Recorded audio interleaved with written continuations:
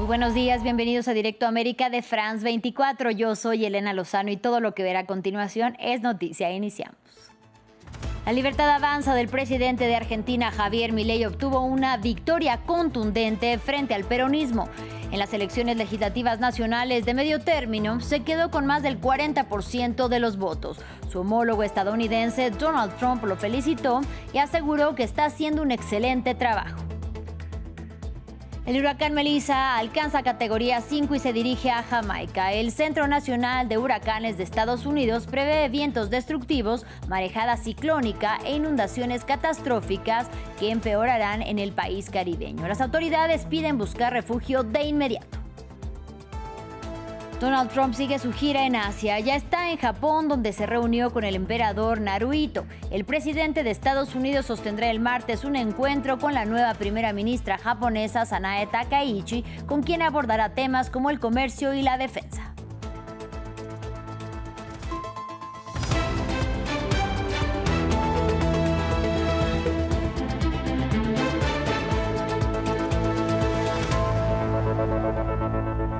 Iniciamos en Argentina. El partido del presidente Javier Milei se hizo con una contundente victoria en las elecciones legislativas nacionales de medio término celebradas el domingo. La Libertad Avanza obtuvo más del 40% de los votos frente al peronismo en diputados y el Senado de la Nación. No obstante, en ninguna de las cámaras obtuvo mayoría absoluta. El mandatario estadounidense Donald Trump, quien había condicionado su apoyo económico a los resultados de estos comicios, felicitó al libertario y aseguró que está haciendo un excelente trabajo. Más detalles a continuación. Más de la mitad del total de las provincias argentinas se pintó de violeta. La Libertad Avanza, el partido político del presidente Javier Milei, ganó las elecciones legislativas e incluso en zonas antes opositoras al gobierno federal, como la provincia de Buenos Aires. ¡Viva la libertad, carajo! Una victoria que marca el inicio de la reconstrucción de Argentina, según Milei. El pueblo argentino decidió dejar atrás 100 años de decadencia y persistir en el camino de la libertad, el progreso y el crecimiento. Hoy pasamos el punto bisagra. Hoy comienza la construcción de la Argentina grande. Comparado con 2023, cuando se renovó a la otra mitad de los congresistas, el joven partido oficialista duplicó sus escaños tanto en la Cámara de Diputados como en el Senado, aunque en esta oportunidad fue aliado con el partido de Mauricio Macri. Milei convocó a un acuerdo a los gobernadores que no adhieren al kirchnerismo, principal fuerza opositora, para consolidar el camino de reformas de austeridad en los próximos 2 años. Una política criticada por el gobernador de la provincia de Buenos Aires, Axel Kicillof, quien citó problemáticas como el desempleo y cuestionó los intereses de Estados Unidos en Argentina. Yo quiero aclarar que ni el gobierno norteamericano ni JP Morgan son sociedades de beneficencia, que si vinieron a la Argentina no es para otra cosa que para llevarse un lucro, para poner en riesgo nuestros recursos. Los resultados son una buena noticia para el presidente estadounidense Donald Trump, cuya administración recientemente proporcionó a Argentina un cuantioso rescate financiero, pero había amenazado con retirarse si a Milei no le iba bien. En Chile, este domingo tuvo lugar un nuevo debate presidencial de cara a las elecciones del 16 de noviembre. Los 8 candidatos a la moneda evitaron las confrontaciones en el cara a cara televisado y a lo largo de 2 horas pusieron la seguridad y la economía en el centro de la discusión. Según las más recientes encuestas, la contienda se juega entre la izquierdista Janet Jara y el ultraderechista Antonio Kast. La primera se enfocó en el desarrollo económico del país y el segundo busca reducir la inmigración. Vamos a escucharlos. Nosotros tenemos una perspectiva importante, no solo de crecer, sino que de enrelarnos de nuevo a la vía del desarrollo. Y yo quiero decir que lo que está ocurriendo en el mundo con la transición energética, a Chile le abre grandes oportunidades, pero para eso nuestra infraestructura se tiene que preparar. Lo digo porque acá hay litio y cobre para la electromovilidad, hay energía eólica y solar para producir energías limpias. Nosotros hemos sido muy claros de que a Chile se entra por la puerta y no por la ventana. La primera señal que hemos dado es que no vamos a hacer regularizaciones masivas. Y nosotros estamos haciendo un planteamiento anticipado para que todas aquellas personas que están de manera irregular en Chile tomen las decisiones a tiempo para poder volver a sus países, para poder volver a los países de los cuales ellos migraron hacia Chile. Ahora vamos al Caribe. El huracán Melissa ya alcanzó la categoría 5, según alerta el Centro Nacional de Huracanes de Estados Unidos. El organismo prevé que el fenómeno meteorológico azotará a Jamaica este lunes y Cuba el martes, con vientos de 260 kilómetros por hora e inundaciones catastróficas. Las autoridades urgen así a que los ciudadanos busquen refugio de inmediato. Ampliamos a continuación. Fuertes olas ya rompen en la costa de Jamaica, donde el viento sopla con fuerza. En toda la isla, los habitantes se preparan para enfrentarse al huracán Melissa y protegen sus hogares y negocios lo mejor que pueden. Estamos colocando contrachapado para barricar las ventanas y sacos de arena para evitar que entren escombros o que se cuele gente. Los vientos ya superan los 260 kilómetros por hora. Los meteorólogos han clasificado el huracán como de categoría 5 y las autoridades jamaicanas piden a la población que extreme las precauciones. Todas las zonas de Jamaica se verán afectadas. El impacto principal de la tormenta se sentirá entre la noche del lunes y el martes. Todos debemos ser muy prudentes y prepararnos para lo peor. La baja velocidad del huracán, de unos 6 kilómetros por hora, preocupa a los expertos, ya que las condiciones de tormenta podrían prolongarse en la isla durante 2 o 3 días y causar daños considerables. Estas precipitaciones potenciales superarán los 90 centímetros en un terreno muy montañoso, lo que sin duda provocará inundaciones catastróficas, crecidas repentinas potencialmente mortales, carreteras intransitables y comunidades aisladas. En las últimas horas, Melissa ya ha azotado con violencia la República Dominicana y Haití, causando varias víctimas. Algunos habitantes expresan su angustia. En su trayectoria, el huracán también debería afectar al sur de Cuba. En Santiago, los habitantes se preparan retirando escombros y cortando ramas para prevenir al máximo los riesgos de accidentes. Y en otro orden de ideas, en Israel, el Foro de Familias de Rehenes, principal asociación de allegados de los cautivos israelíes en Gaza, pidió este lunes la suspensión de las próximas etapas del acuerdo de alto el fuego hasta que Hamás devuelva la totalidad de cuerpos. En tanto, el grupo islamista busca contrarreloj los cuerpos que prometió entregar a Israel como parte de la primera fase del acuerdo de Estados Unidos para Gaza. Sin embargo, la devastación del enclave palestino tras más de 2 años de bombardeos israelíes hace muy compleja su localización. A la búsqueda se han unido Egipto, país mediador del conflicto, y las Naciones Unidas. Recordemos que en total el grupo islamista debería de entregar 28 cuerpos y de ellos 13 aún permanecen en su poder.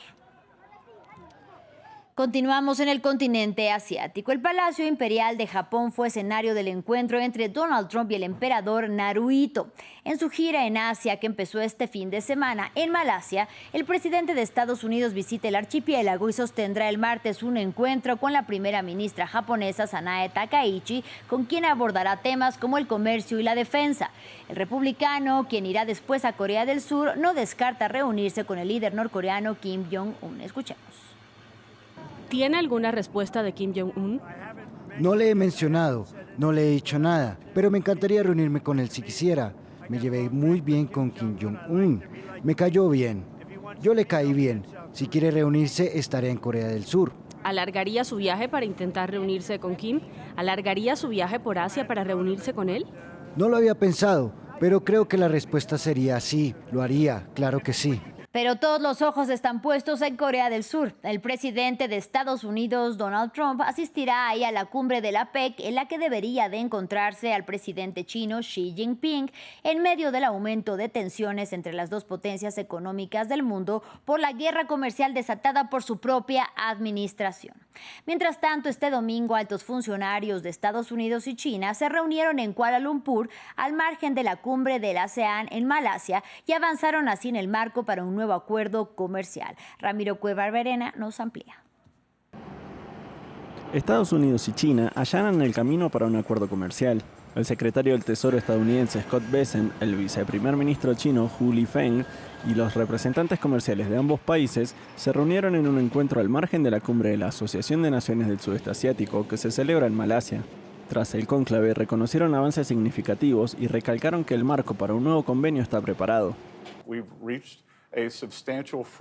Creo que hemos alcanzado un marco sustancial para los dos líderes que se reunirán en Corea del Sur el próximo jueves.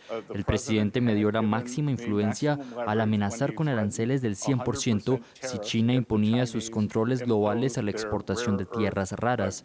Creo que lo hemos visto y así se evitarán los aranceles. Se abordaron numerosos temas, entre ellos los controles de exportación entre ambas partes, la prolongación de los aranceles recíprocos, los aranceles al fentanilo y la cooperación para prohibir su producción. La expansión del comercio entre ambos países y las medidas relacionadas con los aranceles de la sección 301 de Estados Unidos sobre buques, entre otros. El presidente estadounidense Donald Trump y su homólogo chino Xi Jinping se reunirán el próximo jueves en Corea del Sur, último día de la gira del norteamericano en Asia. Allí se aguarda que los líderes de las dos economías más grandes del mundo cierren el pacto y desescalen la tensión económica que se suscitó en los últimos meses. Y continuamos en el continente africano. El secretario general de la ONU, Antonio Guterres, advirtió este lunes sobre una terrible escalada de los combates en la ciudad sudanesa de El Fasher, donde los paramilitares del grupo Fuerzas de Apoyo Rápido afirman haber tomado el control total. El conflicto entre el ejército regular y las FARC ha causado decenas de miles de muertos y ha provocado lo que Naciones Unidas califica como la peor crisis humanitaria del mundo. Porque el nivel de sufrimiento que presenciamos en Sudán es insoportable y es evidente que no solo tenemos un problema sudanés, con un ejército y las fuerzas de apoyo rápido, combatiendo entre sí. Tenemos cada vez más interferencias externas que socavan la posibilidad de un alto el fuego y una solución política al problema. Finalizamos en Camerún. A sus 92 años, Paul Biya logró su reelección en las presidenciales del país africano. Según los resultados oficiales anunciados este lunes por el Consejo Constitucional, logró su octavo mandato con el 53,66% de los votos. Biya lleva en el poder más de 4 décadas y el anuncio llega tras días de protestas encabezadas por simpatizantes de la oposición que exigían resultados electorales creíbles. Veamos quién es este nonagenario presidente. Antes de ser reconocido como el hombre león y asumir la presidencia de Camerún, Paul Biya se desempeñó en dos áreas opuestas: la formación para el sacerdocio católico y la participación en el gobierno como primer ministro. Pero fue la renuncia del primer presidente que tuvo el país camerunés la que lo consolidó definitivamente en el cargo que ejerció por más de 40 años. Ni los intentos de golpe de Estado, los escándalos de corrupción, así como tampoco la crisis generada por el conflicto del Camerún angloparlante, fueron suficientes para ver un cambio de liderazgo en la nación africana.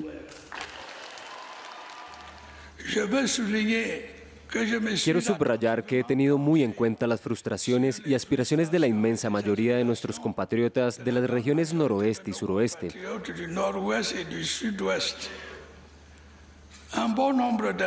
Un buen número de respuestas a sus preocupaciones y aspiraciones se ofrecerán como parte de la aceleración del actual proceso de descentralización. Sus seguidores evalúan su administración positivamente, atribuyéndole logros de infraestructura en el país. Pero diferentes sectores de la sociedad civil y la oposición argumentan que durante sus años en el poder fue el momento en el cual la corrupción se generalizó.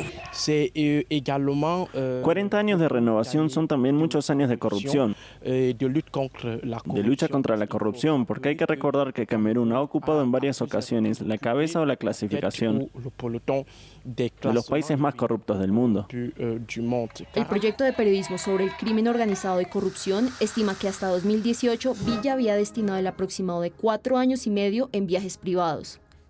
Su destino, Ginebra, convirtiendo así al lujoso Hotel Intercontinental en su segundo Palacio de la Unidad a la distancia. Así llegamos al final de este espacio informativo. Gracias por su compañía. Hasta la próxima.